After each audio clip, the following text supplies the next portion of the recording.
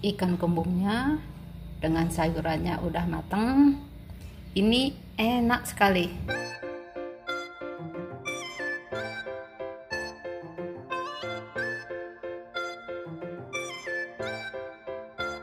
Bismillahirrahmanirrahim. Hari ini kami ingin mengajak untuk mengolah ikan kembung yang segar ini dengan rasa yang gurih, asam, dan sedikit pedas. Ini kita menggunakan asam belimbing wuluh ya. Ini dengan tambahan belimbing wuluh begini, rasa ikannya akan berbeda. Jauh lebih manis, lebih gurih, lebih asam, dan rasanya enak sekali. Ini sekali aja, satu kali masak, hidangannya udah penuh, udah lengkap. Ada ikannya, ada sayurnya, lengkap sudah. Mari kita langsung ke dapur aja ya. Cooking is easy.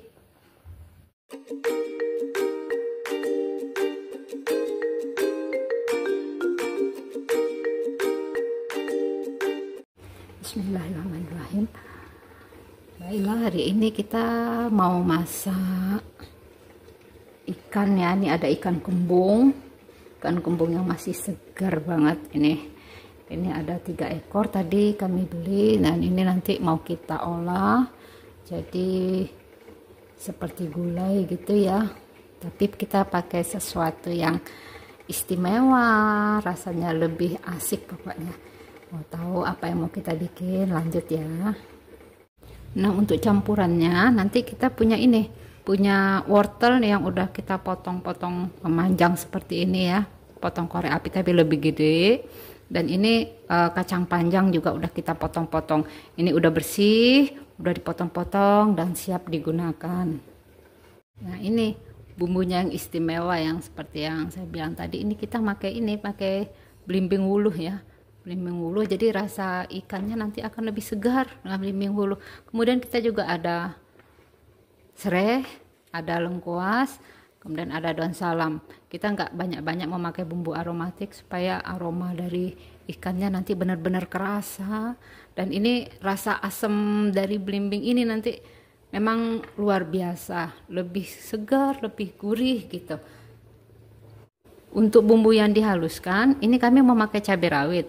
Nah, untuk membantu pedasnya agak lebih kerasa, kita pakai sedikit 1 cabai rawit yang merah. Ini memang benar-benar pedas. Kalau teman-teman kepengen lebih pedas lagi, mungkin cabai rawit yang merahnya bisa ditambah sesuai dengan kebiasaan masing-masing. Kemudian ini ada kunyit, ada bawang putih, ada ini kemiri udah kami gongso duluan.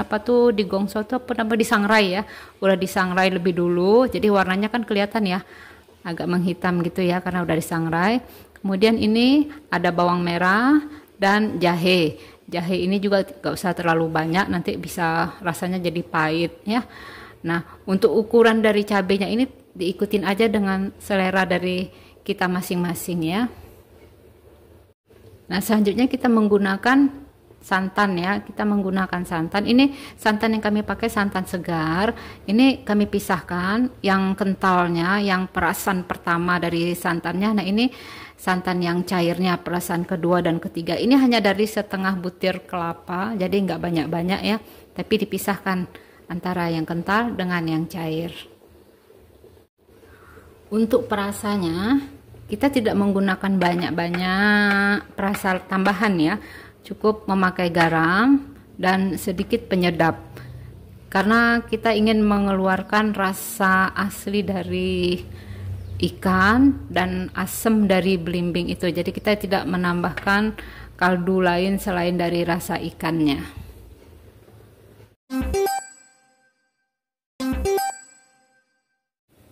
Nah, kita lanjut masak ya. Ini tadi ada bumbunya yang udah kita haluskan. Ini nggak usah kita tumis, kita langsung aja masukkan ke sini ya, ke alat masak.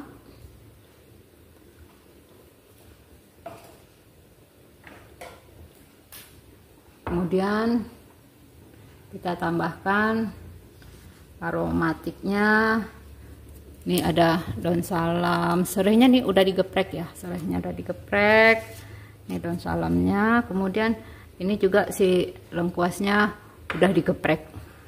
Lanjut kita masukkan santan yang udah maksud saya santan yang cair ya. Nih kita jadikan satu semua. Nah, nyalakan deh kompornya. Tunggu sampai mendidih.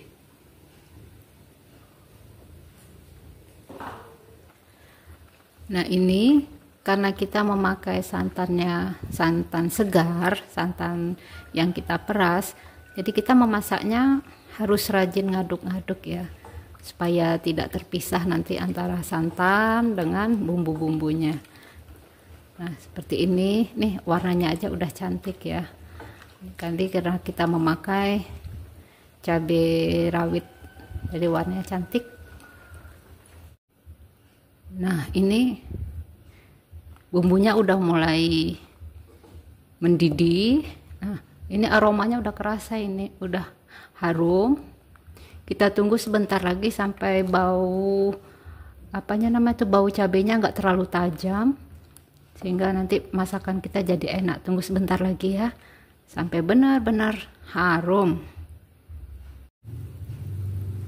Nah ini udah harum, warnanya udah cantik, dan bumbunya udah sempurna mateng. Nah kita masukkan ikannya ya. Nah, ikannya kita masukkan semua. Wah ikannya ini segar banget, cantik. Nah masuk semua. Kalau bahannya segar pasti rasanya juga enak. Lanjut ya, kita langsung masukkan sayurannya. Ini kita masakan kita ini udah sekalian aja nih, ada ikannya, ada sayurnya, udah sekalian, jadi nggak perlu lagi mencari ikan yang lain, udah satu menu aja kita hidangkan ini. Nah nih, nah lanjut kita masukkan belimbing wuluhnya ya. Ini belimbing wuluh ini jarang-jarang kami dapat ini. Ini kebetulan kami punya pohonnya di belakang, nah ini lagi berbuah. Cerita dikit ya. Ada pohon belimbing di belakang yang ditanam sendiri, alhamdulillah sudah berbuah. Nah, ini buahnya bisa kita manfaatkan. Langsung penyedap sama garam kita masukkan. Nah, kenapa kita awal masukkan ini supaya nanti meresap semua di sayur, karena sayurnya kan sayur mentah tadi ya, bumbunya mentah semua, ikannya mentah, biar aja dulu meresap. Nanti kalau udah mendidih, udah tanek semuanya, nanti kita coba icip rasanya mana yang kurang akan kita tambah. Nah ini tadi kita sudah membalik ikannya ya, hati-hati membalik ikannya ya, jangan sampai hancur. Pelan aja membaliknya, karena ini sudah semuanya mateng. Kita icip dulu rasanya ya.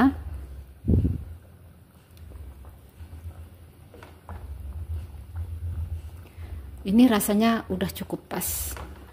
Asinnya agak lebih terasa karena kita nanti akan menambahkan santan kentalnya, jadi biar lebih asin sedikit aja nggak apa-apa. Nanti setelah ditambah santan kentalnya, dia akan menjadi rasa seperti yang kita inginkan ya. Saatnya kita masukkan santan kentalnya ya.